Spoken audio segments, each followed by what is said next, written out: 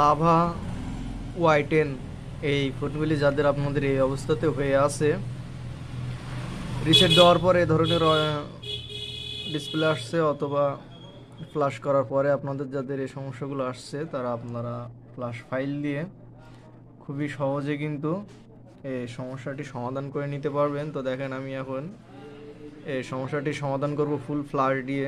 তো তার জন্য কিন্তু আমাদের ফোনের ব্যাটারিটি খুলে নিব আমরা।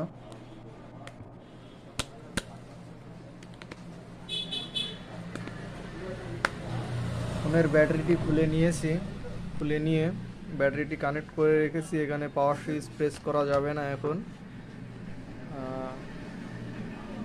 দেখেন আমার ফ্লাশ ফাইলটি কমপ্লিট হয়ে গিয়েছে। তো আপনাদের যাদের লাভা বেনকো Y10 এই ফোনটির সমস্যা হচ্ছে, অনলাইনে কোথাও আপনারা ফ্লাশ ফাইল খুঁজে পাচ্ছেন না, যেগুলো পেয়েছেন সেগুলো দিয়ে ফোনে আরও ঝামেলা হয়ে গিয়েছে, তো তারা দেখেন আমার ফোনটি কিন্তু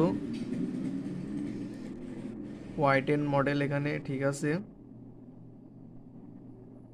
অ্যান্ড্রয়েড 9। এখানে আমি কিন্তু আপডেট চেক করেও আমি নিতে পারবো, যদি নতুন আপডেট আসে আমি ওখান থেকে আপডেট দিতে পারবো, কোনো সমস্যা হবে না। তো আপনাদের যাদের লাভা বেনকো Y10 এর ফ্ল্যাশ ফাইলটি আপনাদের প্রয়োজন আছে স্পিড টাইমের, তারা আমার সাথে যোগাযোগ করবেন। আমি ফ্ল্যাশ ফাইল এবং ফ্ল্যাশ টুল সম্পূর্ণ সব কিছুই আপনাদেরকে দিয়ে দিব। আপনারা আমার ইমো হোয়াটসঅ্যাপ নম্বরে যোগাযোগ করবেন। ধন্যবাদ।